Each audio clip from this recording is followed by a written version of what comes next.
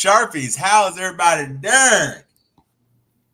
Hello. I am, yeah. Oh, wow. Joy is resplendent with the red lip popping.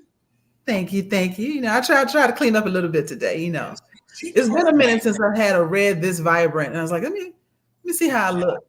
Oh, vibrancy. Welcome, everybody, to Steel Sharpens Steel. We are back for another week. Thank you for joining us. Anthony Mhm. said, not again, Satan. Yes. He was burned by that last week, second place, and he said, nah, son. Right. He was like, and I took that personally. He had a I Michael took that Jordan on. personal. So I can tell you we were a little bit late today, not because we weren't ready. We were indeed ready. However, for the Facebook has first been on time, one. Yeah. right? For the first time in a long time, we had an actual technical glitch on the internet capacity side. It told us that traffic was heavy, so they're opening up some channels and Yeah. doing some new things and things. And Haters. so haters just hate. Mhm. Why you gotta hate? Ain't no Right. need to hate. But we are here. Welcome.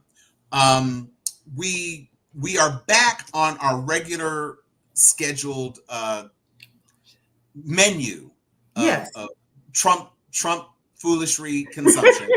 And so this week, our theme for the episode was wishing on a star.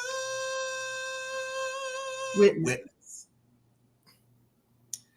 And we saw who that star was. Stormy Daniels was fine. Stormy Daniels did her thing, but everybody knew that the person who was the real witness for the week for this case, so much so that the prosecution has said he's their last witness. And there's no indication that the defense is actually going to do much because their whole premise is that everything's a lie. I mean, the trick is that you're not putting up anybody who says it's a lie. The defense's whole tactic is Nuh-uh. nuh-uh. Did you break that lamp? Nuh-uh. Bobby, you're the only one in the house. We don't have a pet. Who broke the lamp? No. I don't know. I used to tell scrollers when they had a dumb answer like that, I said, you're like the stupid child who thinks because they broke a lamp and then stepped out of the room where the lamp is broken. That it's like a Schrodinger's lamp. It's both broken and unbroken. I don't know. Reality. Not Schrodinger's lamp. So, yes, we all know what's going down. We all know what's going down, and what's going down is not nice for you. So, there it is. We also do have a couple of other things to talk about, and I'd like to start off the show. We're both HBCU alums. Y'all, are you all okay?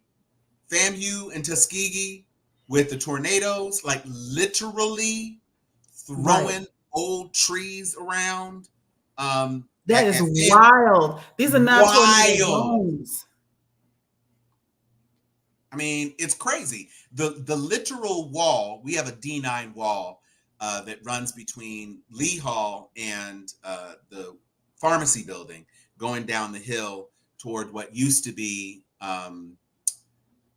well, it's still a restaurant, but we have a FAMU topiary at the bottom of that hill, the place I used to get my haircuts on the left, the topiary is on the right. The tree literally fell down and was covering my chapter's piece of the wall. And at Tuskegee, the Tuskegee sign, they have like a brick wall with like, a granite engraved Tuskegee. It just says G. No Tusk, no E, just G. No Tusk. G-E-E or it's just G-E-E Univ. But the tree, Juniv. I couldn't see city. One of our coworkers was there for graduation, but the tree fell down and knocked the wall basically in half. So it's just G. It's a G thing. Speaking of commencement season, congratulations to anybody who is in our Sharpie verse who has a niece or a child or a nephew or whatever. Some younger generation person that you care about. that graduated. All the grads. All the grads. Congratulations. It's not spelled that way, but we say that because we colored.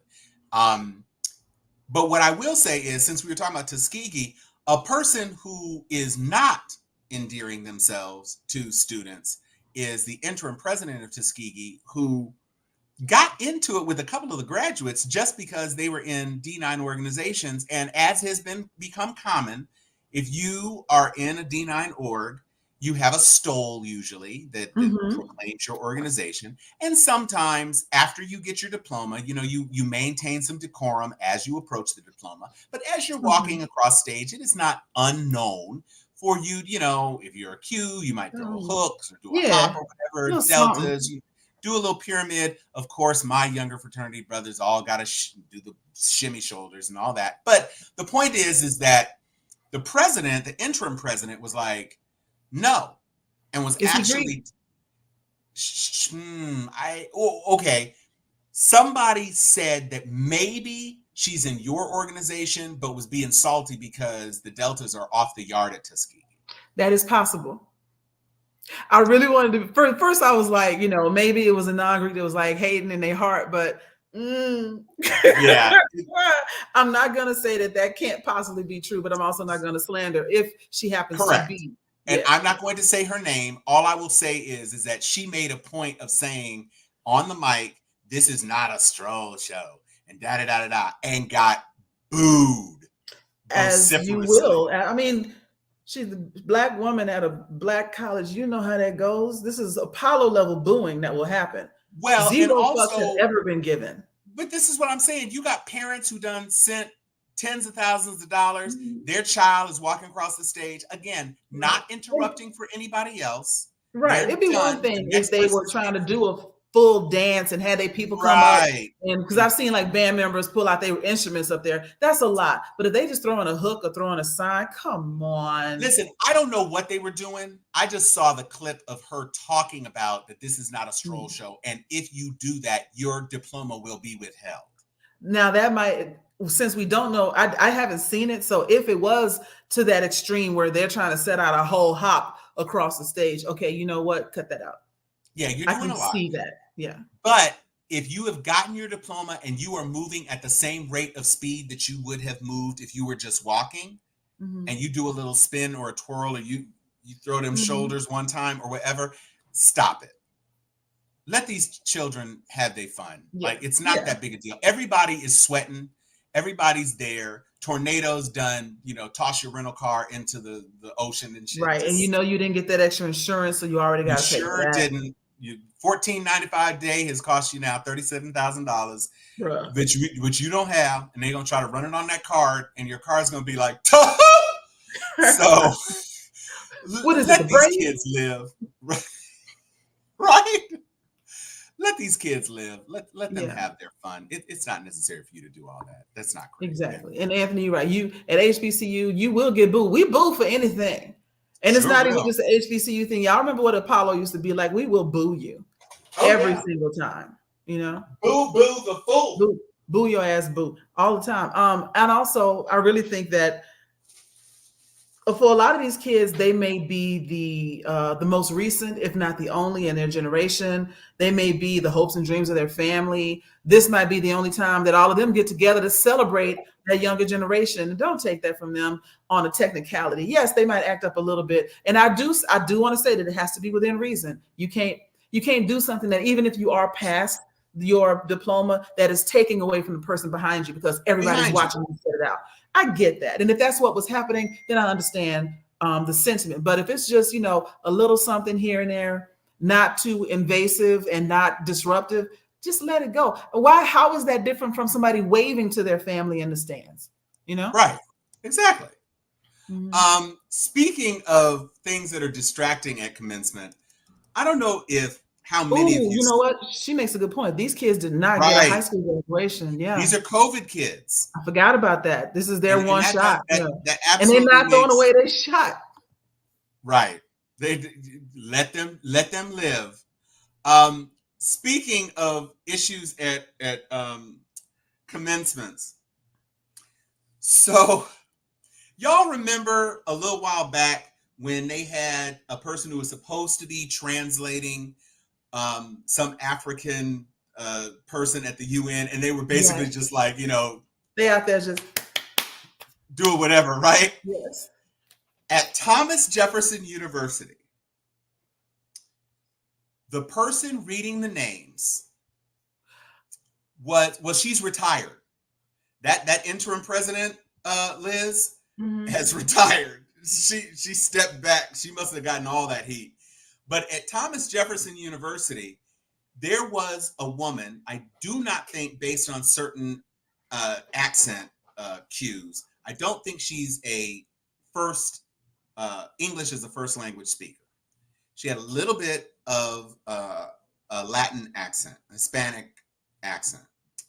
When I tell you she was mispronouncing names like it was a Key and Peele sketch. Yes, I saw that. And it wasn't like she was mispronouncing names that a native English speaker would have trouble saying. She was mispronouncing Thomas, Elizabeth, Molly. I honestly, because I didn't Sarah, right. Sarah Virginia Brennan was Sarah Virginia.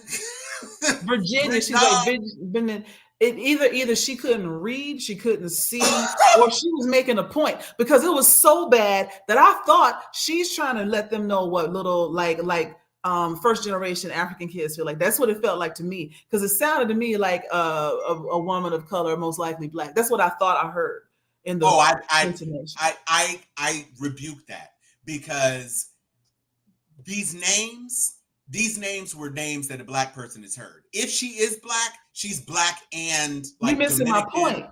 Okay. She's doing it on purpose. That's what I'm saying. No, she couldn't. No. I don't know, bro. That's when they get fired. She messed up every child's name. I mean, if you want to go out with a splash, that's what you do. You know what? I'm sick of them messing up, David or Yellow. So I'm going to be like, Virginia Marshall. What's the next name? Sarah. She's putting letters in there that's not in the phonetic. There's no way they phonetically spelled Sarah Seranime. She had N's, she had B's in there. Like, girl, what you doing? Like combining the first letter of the name that follows the first name. Mm-hmm. It's like at Honda Campus All-Star Challenge, I have to read the names of the participants at the closing banquet. It's their time in the sun. I read everybody's name. And there are lots of African names. There are lots of names that come from the South, lots of combination names, all different sorts of things, right?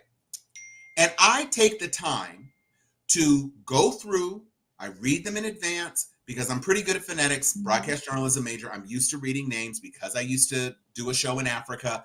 I know the general phonetic rules for a lot of the dialects and languages.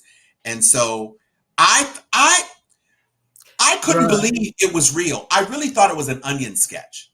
And then all of a sudden, Thomas Jefferson actually released a statement apologizing.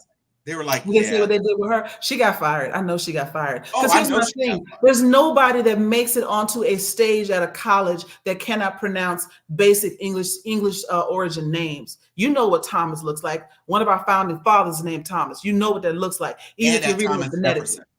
Yeah. At Thomas Jefferson University. Yeah, you mispronounced Thomas at Thomas Jefferson. Yeah. I'm telling you, bro, that was on purpose. I mean, it could be. It was funny to me, though. It was another satisfying racial moment. That's what she did. I bet money. We're going to follow up on this, because I think more of the story will come out. Okay, I'm going to see if I can find an old girl's name. I promise you, boo-boo. She did that. She said, let me get my lick back. For all here it is.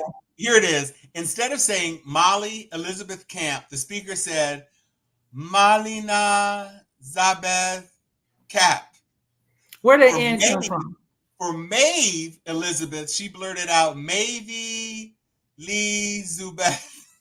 Exactly. You can't. You have to be doing that on purpose, because they would have dry ran that. You know what I'm saying? They would have tested that. And you know, where was anybody else to be like, you know, somebody should have been like, girl, give me the goddamn mic and fix it. But they let that go on because they just couldn't believe it was happening, which means they had faith that she knew how to pronounce that. I promise you, I promise you, she did it on purpose. She pronounced Thomas Thamome. Exactly. I feel like she was over there trying to figure out, how can I mispronounce this? You would have been Thamome Curling Graham. I mean, Canavari, I could kind of understand how. But she wasn't messing up the last names. Well, she messed up some of it. Was apparently Thamome was all Thomas Michael Canavari Jr. got. He just got Thamome, so he's in Zendaya. You can hear somebody say Thomas, like in the background. I promise you, this was real. They have Thomas in most languages. Yes, there is a version. So in French, it's Thomas. In Spanish, Tomas, no H. That's why. You know what? I kind of hope it's true. I just want to see a picture of this person. I'm listening to the tenor of her voice. I feel like this was at least an African descent person that said, you know what, I'm gonna take one for the team and let them know what it feels like to have your moment in the sun ruined by somebody that can't pronounce your name. That dude, you know what? I love those. The little satisfying racial moment. Satisfying racial moment is great. There was a great clip this week that you pulled. Did you grab that, or are we just going to talk the audience through it before we get into our Trumptatiousness? I'll talk you through it. So that guy that does the satisfying racial moments, he had another one this week, and it's a woman, very, very cute in the face, cute little cheeks and everything, Black woman, and she is saying that, y'all, she's got her little camera up, and she's like, y'all, this woman just called the police on me for hitting golf balls, in a public park. And the police came in, and as soon as the cop got here, I put one of the golf balls in his hand, and he squeezed it, and he was like, oh, this is foam. And she's like, of course it's foam, because who would be hitting real golf balls in the park? And so he realized he let her go because, there's nothing wrong with hitting foam balls in the park. And he went to the lady that actually called him to complain because that lady did not have her dog on a leash, and he gave her a citation. Another satisfying racial moment. You knew you were going to get harmony, right? Mm-hmm. But that was one of those things where, I love it when karma is right on time, Oh, yeah. No waiting a year. No, maybe she'll get her kickback later. No, karma is happening in the moment. I love it. It's not always there when you call, but it's always on time. Right. And she needed that. She needed to learn her lesson. Like most animals, she needed to learn her lesson. No. Calling police on a woman. No. And learn that right now. Spray that water bottle on you. Yeah. So let's get into it. We haven't thrown this video out in a second. Cover your ears. The big story. Mm-hmm. The big story is the Trump case, Trump trial, possibly the last full week of the Trump trial, the first trial that has, well, technically not the first trial, the first criminal trial. Mm-hmm. We had the civil judgment, 2 civil judgments, and a partridge in a pear tree. So E. Jean Carroll and Letitia James. And now this is the criminal trial. This is something that could actually land him in jail. And it has been said that the Manhattan District Attorney's Office, Alvin Bragg, much maligned as a racist and all that, is not actually presenting any of the case. He's had his other ADAs and stuff actually presenting the case.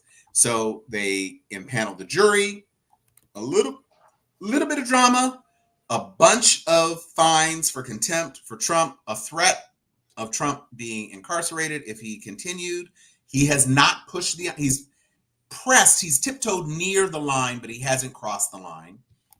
He complained that he wasn't going to be able to go to his son's graduation. Mm-hmm. Now, I know it to the dinner that he signed up for in an entirely different state, which is not in Florida. So even if you're President Trump, your plane still takes time to fly. So it's probably a 3-hour flight from the high school, get into the airport, you get on your private jet, you fly. It's still going to take you, you're not in the Concorde. It's still going to take you 2-3 hours, plus you're at an airport, and then you've got to get to this dinner, which the reception starts at 6. The reception started 2 hours ago, almost 3 hours ago, 2 hours ago. I don't know. I haven't seen the reports. I just know that he pitched a fit, that he couldn't go. His precious son, his son, who is... He don't even know that boy. He didn't know how old the boy was, but he's so precious. Gollum had a ring that was precious. That boy ain't precious. No. Gollum spent more time with that ring. Absolutely. Because the Baggins is Trixie. So what we ended up, we had some explosive testimony from Stormy Daniels, but less explosive because everybody already knew the story. Anybody who's ever watched an episode of Jimmy Kimmel, anybody who's ever watched Fallon, anybody's ever, she's been walking around the story. It wasn't such a big deal. That wasn't surprising. But what the prosecution did was very methodically laid out a lot of boring stuff. Trump wouldn't stipulate that video of him on C-SPAN was him. He wouldn't stipulate that bank records were actual bank records. He wouldn't do these sorts of things. And so it dragged out the trial. Basically, what we're finding out is that if he hadn't done that 2 weeks of bullshit, he could have been campaigning probably for these past 2 weeks because the trial would have closed. Of course, he might be incarcerated at the close of the trial, so maybe he's trying to put it off. But at the end of the day, Michael Cohen, everybody knew that Michael Cohen was the guy because Michael Cohen was the person who received the checks. The checks had Trump's signature. The signature came from Trump's personal account. If it were a legitimate business expense, it likely would have come out of any of the number of other accounts, the trust, all those sorts of things. But these ended up coming out of his personal account, and they were FedExed to the White House for him to sign while he was president. Here's the thing. It's not the sex, it's the checks. Exactly. Big props. It's always the money. It's always the cover up. So it's not the sex, it's the checks. That's Michael. If he'd have just paid her out of pocket and let it go at that, nobody would be talking about this. It wouldn't have been a crime. You know, I'm not bribery, but it would have been a payoff. But to try and get reimbursed as a business expense is it just be like if I tried to get reimbursed from a company for a business expense that wasn't a business expense. It's always illegal, you know? And the thing that really makes it worse is the reason, because it was $130,000 to her, plus $50,000 for this failed scheme to try to pump up some fake polls or whatever. He ended up getting $35,000 a month for a year because it was being classified as income and not as a reimbursement. And since it was classified as income, he basically insisted that he get enough money so that after he paid his taxes, he would still get the full $150,000 plus his performance bonus, because he was getting almost $500,000 a year just in bonuses outside of the little hustle work he was doing. And so he is the one. He's the one who paid. He's the one who created the fake bank account, the shell company. He's the one who did all of this stuff, and he's the one who received the checks. And the only one to date who has actually served time behind this. I'd be telling everything I knew. I'd be making this sound as prejudicial as possible. We were dark on Wednesday. The court was dark, and the court will be dark tomorrow. And tomorrow is when Barron's graduation is. It's only Thursday. So it'll be interesting to see. We'll have to look at it and see if he actually makes it to Barron's graduation. So it is tomorrow morning. It is physically possible, but Melania don't want him there. Because if he's there, he's got to sit next to her. And she don't want to smell that. She don't want to smell that any more than that little toddler who told his teacher that her breath smells like shit, Yeah. and he was suspended. But look at the picture. I mean, he was just telling the truth. His choice of words is wrong, but Yeah, the essence of the message was well, the right. statement is You know? clearly accurate. Them teeth You know is. what? I feel like Melania is sitting at home like, I hate the way that you walk, the way that I you hate talk, that you I talk, hate the the way way that that you you dress, dress. the way that you comb your hair. I hate the color of your skin. I hate that tie's too long. She Right? is K dotting all over the place. She's I M hate the dot. way that you walk, the way that you talk. I hate the way I that you hate, dress. I hate the way that you dress, the way that you cheat, the way that you lie. Mm-hmm. Oh wow. Wife number 3 was like, she ain't never liked him. He was No, always a means to an end that she got trapped in and she's stuck right. because she's first lady. She can't just, and she's got to be places and she hates that. But you Mhm. know what? Like this whole thing with Cohen, like we actually, we coined a phrase, as we called it, was the great white overhype, There it because is. we really thought that it would be more damning than it is. And it turned out to be just kind of Yes, I yeah, got it that didn't laugh. happen. Yeah, Yes, I he got came that. out. He didn't. It was. Honestly, Stormy was more I know we shouldn't be looking at for entertainment in this trial. We should be looking for facts. But Stormy was easier to digest than him. He was just kind of. I'm like, bruh, you this was your shot. Anyway. But there is a song to go along with this that I wrote, and I will play this video for you now. You ready? You wrote the song. I wrote Come the song. on. You Come just on, saw me song. looking down early. I just wrote the song. We're gonna see how this goes. Y'all pray for me. But anyway. I'm wishing on a star. Dun, dun, dun. Don't do that. You're Oh, talking okay. me to put you behind bars. There it is. I hope to be a dream for the prosecution team. There it is. But the hope was short-lived and I fell flat. And Donald Trump is still just so fat. Rebar. I'm wishing on a star to put you behind bars. There it is. And I'm telling every secret I could see. You better wish upon that star.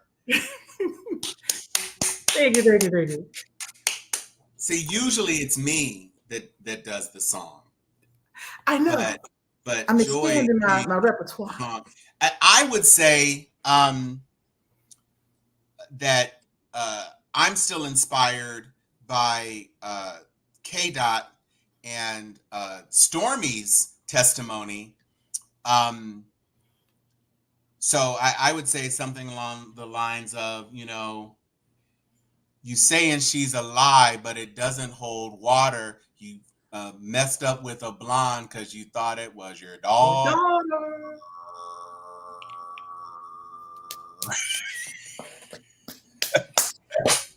Nice. I still can't get over all of the things. They're putting these remixes of a DJ playing the song at different parties. At And they put it weddings. at weddings at an old folks home. And I thought the old folks home actually was real until I realized the same audio was played at a Moana exhibit at Disneyland. They're like, they playing it at Disneyland. No, they're not. Stop. Yeah, none of those are real, but they look good though. But they look great. The wedding, though, they did that. Yeah, they did that. and some of the Metro Boomin things are amazing. And I'm still the guy who produced the original track with the AI. I can't. BB Eldridge. It's catchy. BB Eldridge. Right? Ooh, ooh, ooh. I can't stop. It's an earwig. You can't get out of it. If I'm silent for more than 15 seconds, it comes into my head. I know you see the glow. Yep. BB Eldridge. It's a great song. And that's what you get for challenging somebody to make a song. I'm going in. And then for all of them, like I just downloaded K Dot's 2 songs on Amazon Music, and they were just right there. Mm-hmm. Not like And us and bumping them loud going downtown Atlanta. Oh. Crip walking in my car. when they were playing it at like NBA games, and I knew it was like a wrap. Aw, look at you, Anthony. Is that a high school yearbook picture on your profile that you put down on there now? No, that's a black and white of him. That's how he looks right now. Because black don't crack. Okay. Mm-hmm. Black don't crack. Okay. Mm-hmm. Stay crack free then. We don't want you on crack. So at the end of the day, what it showed to me, even though the testimony wasn't bombastic, I wasn't expecting it. And Cohen has a temper on it. Mm. And if you've ever listened to one of the 200 episodes of the Mea Culpa podcast, how he's been making his money since he got out, he can be very spicy. And when you press his buttons, he can escalate and he can become very loud. And so I think he was super duper committed to not falling into that trap. Right. But it became mayonnaise, like, bro, right. Do something. Right. So now we've got a situation where it's a 3-day weekend. There's no court tomorrow. I don't think anybody thinks Blanche like knocked it out the park. No. They're saying he scored some points because he made this thing that was a phone call that was supposed to be about this, but there was some 14-year-old kid who was prank calling him, and he called the guy to say, get that kid. And then also he spoke to Trump for a second. And they said, well, it's only a minute phone call. Boss, it's being taken care of. Thanks, Mike. That's it. It doesn't have to be like some big thing. And also, you're not going to put Trump on the stand to say, I never said that. So who's refuting it? And that's the thing. Like his testimony wasn't titillating, but it was factual. And so if we just look at the transcript says, and go to jail. That's how this ends. At least put him on and take his phone. I'm not a lawyer, okay? So I'm not going to front on that part of it. But what I will say is that if you have testimony that is considered credible by the jury and it is not in any way impeached by contravening testimony, you've got to look at the evidence before you.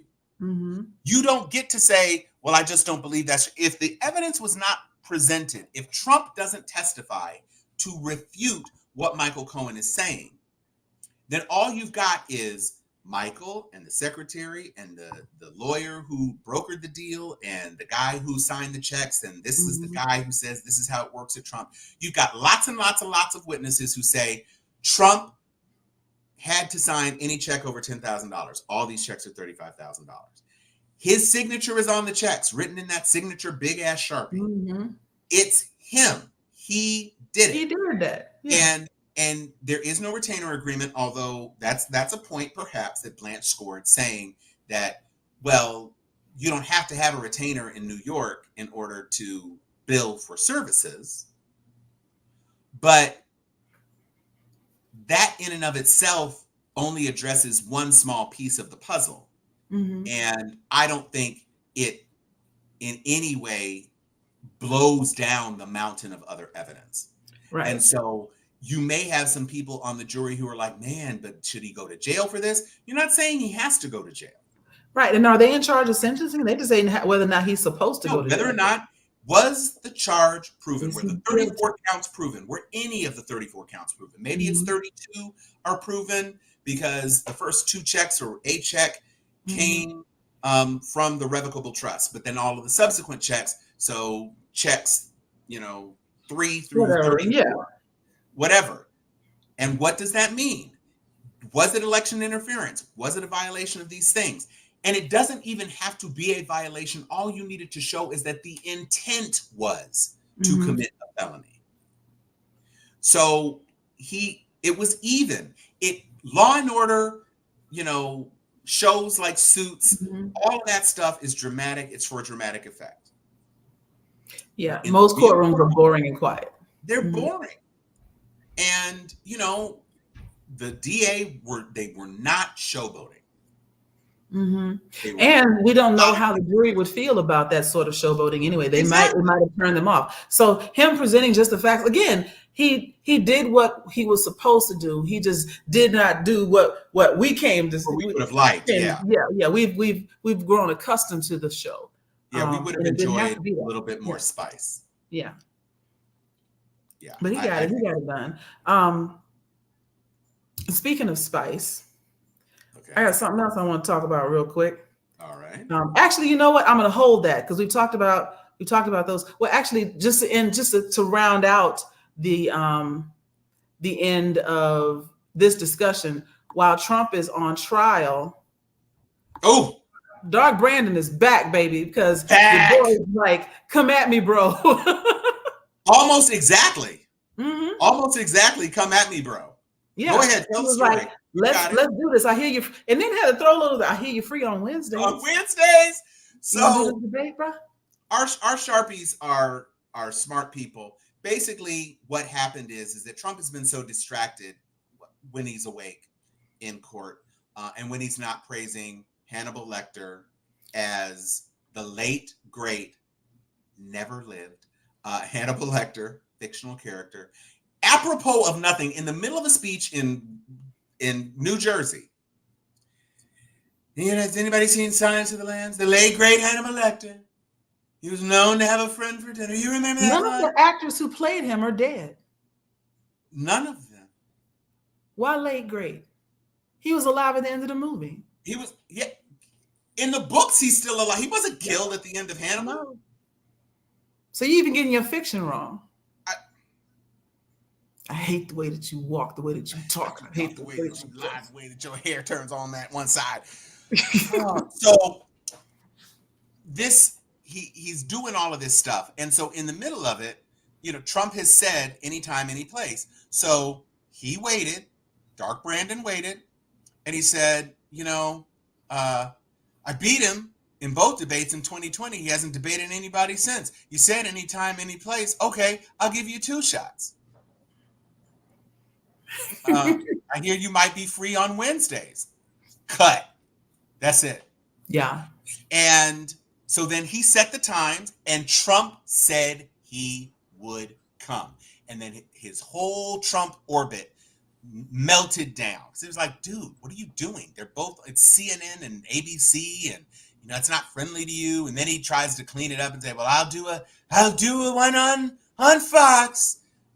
Much closer. Fox ain't really checking him no more either. They aren't really, but also it can quite legitimately be said Fox lost $777 million because they were carrying water for you about an election lie.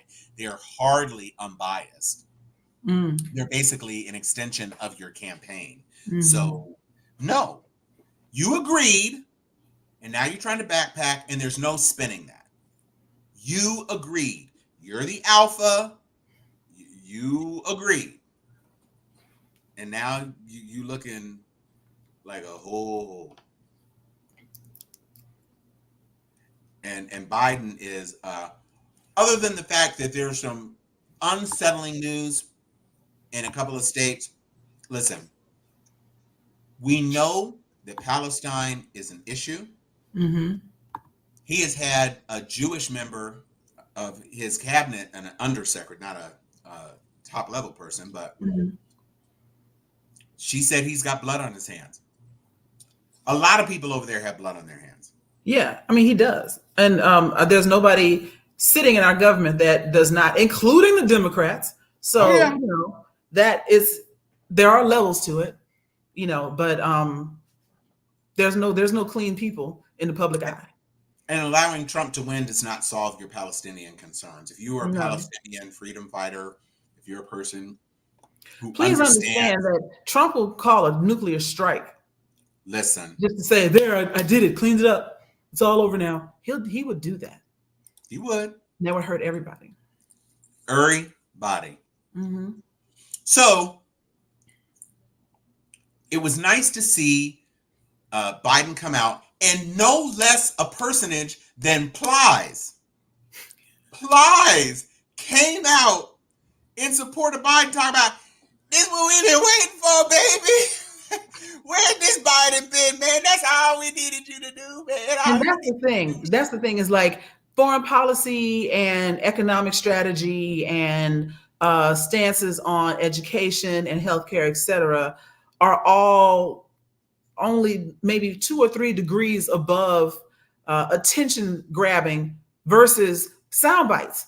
And a lot of younger people, and matter of fact, that's how Trump got a lot of his followers, is having to be able to go, yeah, get him. And we're seeing that. I mean, my personal opinion, every election is a popularity contest. We've been doing the same shit since high school and middle school, is electing a student class president based on how much we like them and how cool they are. And if they gave us, ice cream or candy or whatnot. And it's always, and there's always money behind it. Yeah. But, Biden has been burdened with Gaza and burned, but it's not one or the other. Like whoever is in the White House is going to have to deal with that. And I don't think his alternative would be equipped, would listen, would do the right thing. It would be terrible. It would be even worse. Absolutely horrible. Without question, horrible. Yeah, no, we want Trump to show up because everything that he's going through is fair game, and it could be a completely different court in a debate if he just asked the right questions. Because Trump will lose his shit. He's so close to it already. Mm-hmm. And part of the thing that Trump is complaining and concerned about is that the terms of Biden's deal are that they're one-on-one. So you don't have that obnoxious Trump audience where he can say, you belong in jail, and then right. It's the two dudes and the commentator. And if you speak over your time and you do not turn over the mic, they can cut your mic. Yeah. Oh, he would lose it. He hates that. Oh, absolutely. I kind of want to see that. I want to see that. Yeah. So it's very interesting. There are no solid guaranteed solutions. They're just marketing. So it's very tough to figure out how things are going to go. But I am trying to have faith. I'm trying to hold out and believe that we are going to be able to get through this. Mm-hmm. But it is very tough. It's very, very tough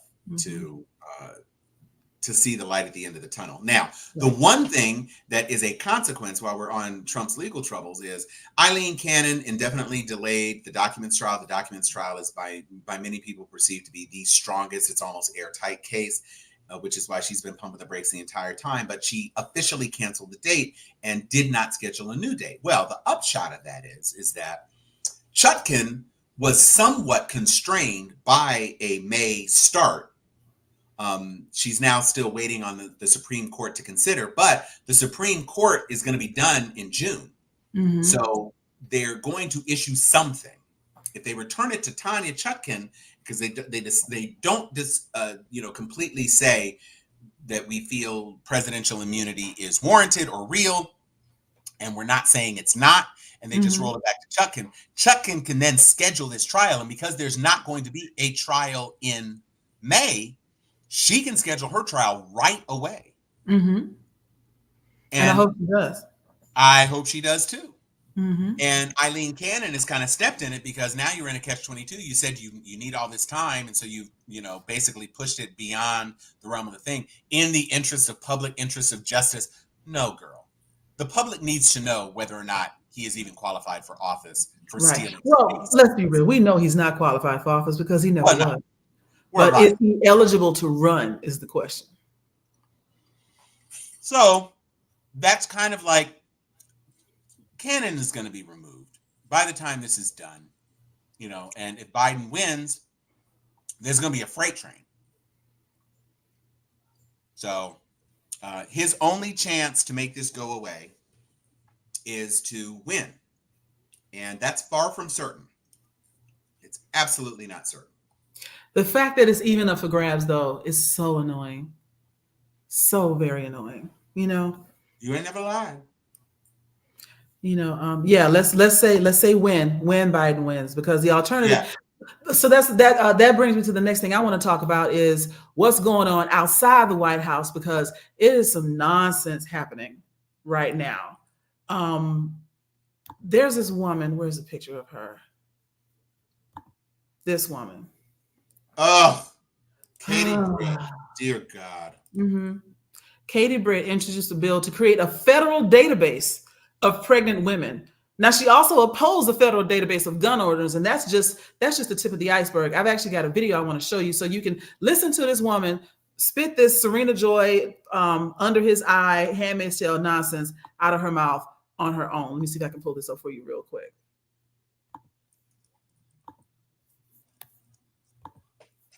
Here we go. Whoops.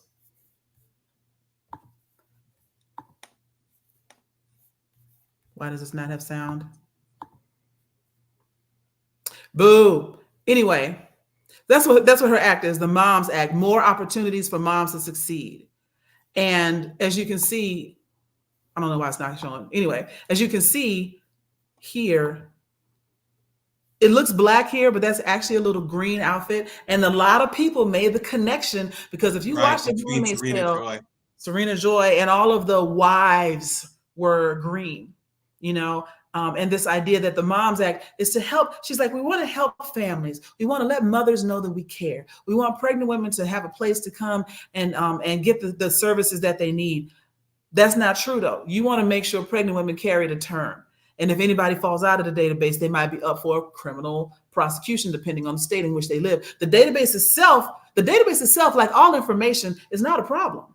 What you do with the information is where it becomes infringing upon somebody's human rights, which is why people are now encouraging women, do not use the tracking apps that track your menstrual cycles, because if you miss a couple and then all of a sudden it's back, you might get a phone call. It's like, yeah. It's the new nonsense for real. Oh, no, it is. In addition to that, you know, we talk about that getting rolled back. You've also got this nonsense right here. Wealthy white Louisiana residents win the right to form their own city and split from poor Black neighborhoods in a landmark court ruling after a 10-year battle. That's what this says. They have recreated the sundown town. Do you understand how terrifying that is? And of course, Louisiana is going to be the ones to do it because they're always in the forefront of some bullshit. Like, people keep their eye on Texas and Florida a lot, but Louisiana be doing nonsense in the background. It is not a safe place. And go ahead. Go ahead, finish your sentence. I'm sorry. It's one thing to just say, oh, we want to incorporate our own town. Like we see that all over larger cities where they want to incorporate somewhere. We're talking about one small town versus another, saying we want to make sure we're separate from them, because then we can ride over the border and do some bullshit. Like and take all the resources, keep all the good land. One of the reasons that Black people tend to live on the south side of a city is because early on, the south side was always the grassy side, the sandy dirt, the clay, the sewage running downhill. South side has always been the less desirable side, and they stay trying to do this over and over again. I'm so over it. I'm so over these people. Well, you know, the interesting thing is, in addition to these St. George, thank you, whiting out in this town, in Virginia, they had actually changed they had removed Confederate names off of some high schools, and it's a small district, and it's a 90% white district, and the school board just voted to put those Confederate names back on the schools. Mm-hmm. Like they're talking about CRT and DEI. Right, we're trying to put like General Robert E. Lee and stuff back on the schools and whatnot. Right. Because they want to continue to hold on to that misguided and misleading version of history, because it makes them look good and feel good. You know? It's just like me keeping clothes in my closet that I know I can't wear. I ain't never getting back in that shit. But I want to have it so I can pretend that it's possible. And so this whole Make America Great Again, make America disproportionately advantageous to white men again, is what they're saying. That's because it was great for the people in the ruling class, you know? But yeah, like rich neighborhoods regularly split from poor neighborhoods and form new cities. Yeah, Buckhead has been trying to do this for years. The difference is what they do with that. Again, the idea in and of itself isn't necessarily a problem. The way in which they're going about it, and the fact that they're trying to basically, it's not like a cut down a certain street or a property line. They're trying to carve out all the best pieces to further disenfranchise the Black people that live within them. So they're trying to cut stuff like, right, you know, we just want to take all the white houses and make our own city in the middle of this thing. You know, it's not like Baton Rouge and Louisiana and New Orleans or anything like that. It's dirty. That's why they've been fighting it for 10 years, because it does seem unconstitutional, and it also affects their voting rights. Because when you mix it up like that, all of a city generally is a voting block, and they carve it out just like they did in Texas. It's gerrymandering in a different form. It's trash. It's trash. That's bottom line. It's trash. You know, it's not trash though. Uh-oh. Have any of you been following the interesting things on TikTok and Instagram around the Black wife effect? Oh, have you heard about this? This brother is, well, not brother. This married to a sister is hilarious. Yo, I am here for it, and I am excited about it. I wish more people would see if I can find it. I wish more people would think about this, but there is some truth to this. Like, there have been, over the course of the years going, I mean, I think about David Bowie and Iman. I think about, what was your other boy's name? About George Lucas. You know, a lot of powerful white men that have been married to Black women. And, you know, maybe Black women, maybe it's our time to shine a little bit and start getting some notice of how we help people. But listen to your boy right here. Hang on. Real. Okay, this is something that needs to be studied in universities. I don't believe in much, but I believe in the Black wife effect, and soon you will too. This is me before I met my wife. I look like Machine Gun Kelly was anemic. I look like Water Gun Kelly. Who parted my hair? Moses? And how do I look like a little boy and an old woman at the same time? Like, this should be an illegal build. Enter the Black wife, which I do every chance I get. You can't tell me that's not a miracle. You can't tell me that's not an improvement. What? Do you see this? Call me a leaky ceiling, because I got the drip. This one's the first trap. I'll give you a sec. Dude, night and day. And I'm not just talking about our skin colors. The Black wife effect, give it the Pulitzer. Give it the Nobel Prize. Give it an Oscar. Give it a Tony. Make it an EGOT. Fucking Black wife effect, man. The Black wife effect is real. So, I don't think it's possible for him to be any more white unless he were like literally an albino. You got the blue eyes, the complete lack of melanin. It's like the dude, they had that old meme where this dude comes in looking like he's a hillbilly mountain man. Yeah, and he's like, there's a Black girl on my job. Black girl at my job. And he's like, say less. And he comes out looking like, that's with the fade and like a big ass, like shaped beard. But you know, if you think about it, this is nothing new. Like, I remember in there was an old movie. I want to say it was one of those movies where somebody was getting married, like The Brothers or something. Anyway, it was I can't remember the actress's name, but I know Bobby Brown was like some mechanic with bad teeth that was trying to holler at her, and she met him. Oh, I know what you're talking about. And she cleaned him up, and then he left her because he started thinking he could do better. It's a bad version of it. But then Chris Rock said the same thing. He's like, you know, you get with a woman and she clean you up, put some lotion on your skin, put a Tic Tac in your mouth. Now you got women approaching you all the time and you don't know how to be faithful. He's right about that. That Black girl magic, Anthony, you're right. That Black girl magic is real. And I like that we have potentially been the best kept secret for a little while. And if you go to any social media, TikTok, Instagram, Facebook, what have you, and just do a search for Black wife effect and see all of the white guys who are putting up, yeah, my woman turned me around, you know, and it's more than just the physical. It's more than just the aesthetic. Right. Yes, they look better, but some of them are like, you know, she stuck with me through this. She helped me clean up my credit, right? She was holding me down. The same things that we hear that Black men say they want, but it also comes with holding you accountable. And so these men are being accountable. This is how they're keeping these women. They're not deadbeats, and they're out here winning. And so get you a Black woman. Winning. Get you a Black woman. There's a follow-up video to that guy that I didn't pull because I you know, we didn't need it in the moment. But somebody says, can you ever stop posting content that is not about your Black wife? This is how he responds to that. He goes, the comment says, can I ever stop posting content about my Black wife? No. It was just that quick, not a thought, not a no. That'll be all that I do. If you don't like it, you can leave. But understand this, my dying breath will be her name. Her name. Yo. That's the most romantic shit I ever heard in my life. That's Step to me like that. You know what I'm saying? Yo, it's great.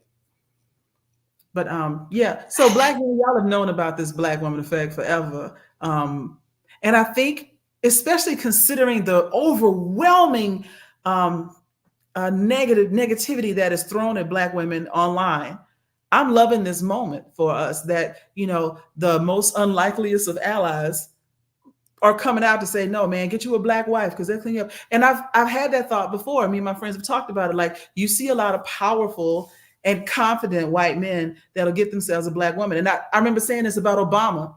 If you could get a Black woman like Michelle to listen to you and follow your lead, you can run the world.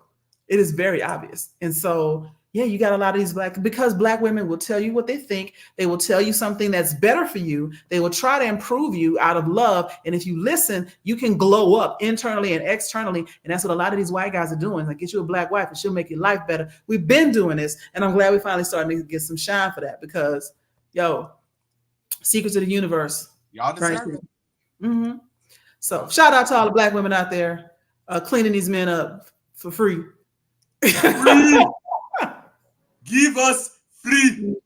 And I hope that we become the next wave. Like, for a minute, like Koreans were having a moment, and Korean men were being viewed as like the new fetish.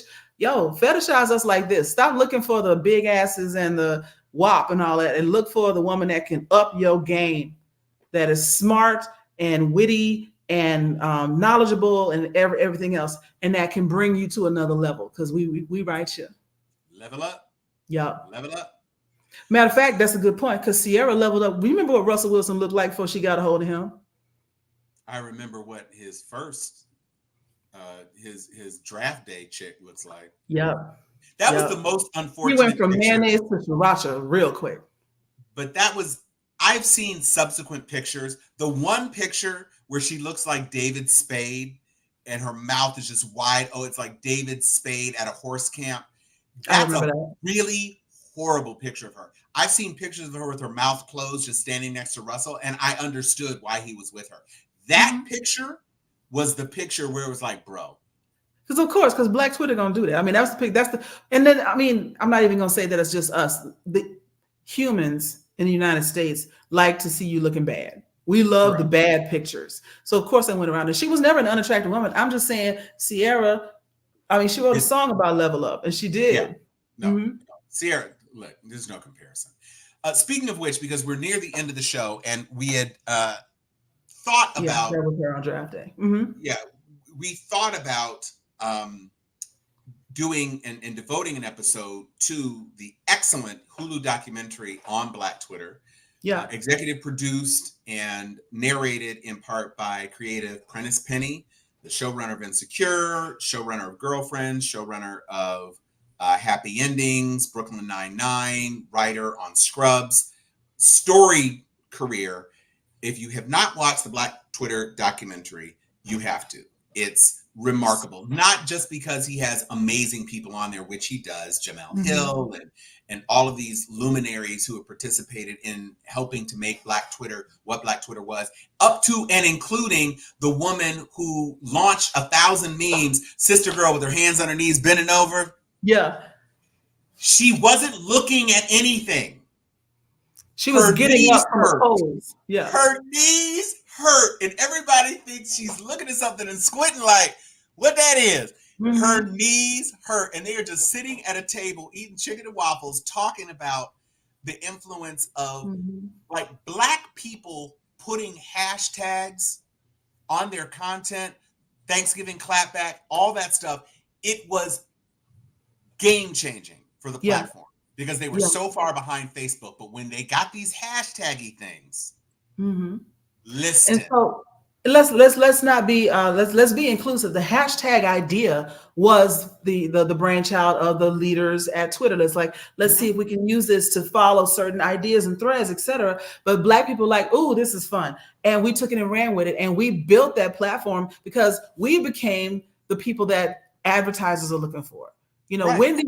Wendy's Twitter account was nothing until we started acknowledging the burns that they were doing. You know, and things were born out of what we always lead the culture, and Twitter was a cultural moment. It also talks about the decline and the loss of that safe space. It talks about what was happening internally at Twitter/X, and where it is now, and how it's not the same, and what, you know, where do we go from here? So it has some poignant moments, but it's a good ride, because like we are now living history, right? And so we're watching this and going, oh, yo, I remember that. Meet me in Temecula. I remember that. Zola. Didn't they make a movie? They did make a movie. They did. Yeah. They made a whole ass movie. It was an award-winning movie. Somebody got an award for their acting in that movie. Colman Domingo is in that movie. Colman Domingo is in Zola. Oh my God, 6 degrees of separation. It's just. Yeah, the Black lead got like an Independent Spirit Award. For it, because she thanked Zola. Yeah, it's actually in the documentary. Yes, her getting the award. So we're not going to spoil her. It's only 3 episodes, and each one is only about 50 minutes long. Yeah, so its entirety is less than the length of the first Lord of the Rings movie. Oh yeah, so especially not the extended edition. Please, yeah. If you've been done watch that movie 3-4 times just to see them white people protect Minas Tirith. Stop it. Stop what you're doing and go to Hulu, minimal commercial interruptions, and watch Black Twitter. Even it's nice if you, even the opening credits, like it's all about like different internet memes and different things that happen. It's like an amusement park of like, you know, with like stop motion. Right. It was like Shea Butterland, Hotel Hill. Yeah. It's really cool. And one of the things that I texted Prentice about it, because it was just like a subtle little touch that I really thought was really cool. On the cards that separate the different segments of the show, of the documentary, it actually has a character count in the lower right-hand corner of characters remaining in the title card, and which I just thought was an exquisite little touch. And it's got kind of like very conspicuously, they use a font for the titles of the people that they're interviewing that looks like it's being viewed on a phone screen. Yeah. As opposed to being crisp because you're watching it on a TV. It's very well done. So much really cool stuff about the documentary. We are gonna come back and do kind of like a deep dive into it with a special guest. But that's not gonna be for a couple of weeks. It's graduation season. So we're gonna be on hiatus for the next couple of weeks, but we will be back in June, that first week of June, to bring you all up to speed on everything that's going on right now. But Joy, do you have anything else for today?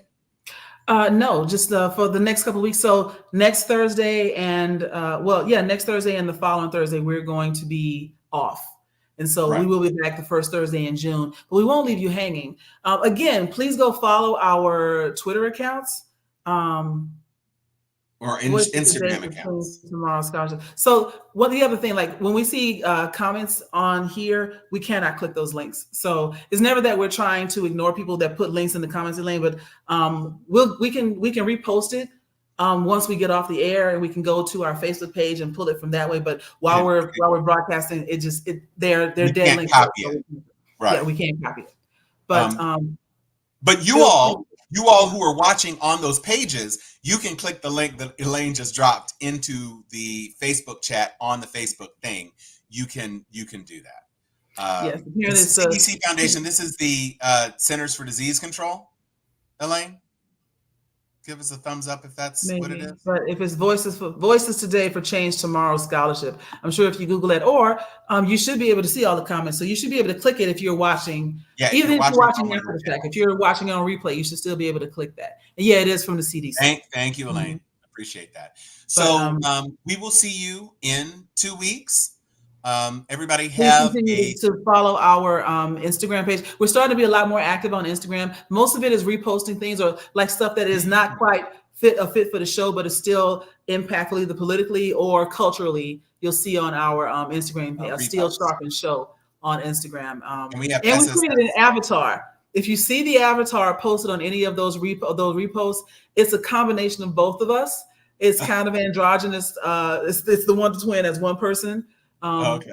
So it's got like an afro, but the afro is kind of gray, and of course it's light skin because look at this. And it's kind of got a guy girl feel. It's got a suit on. So we'd love to get y'all's opinion of our avatar as well. Yeah, but so we want everybody to have a safe and memorable Memorial Day.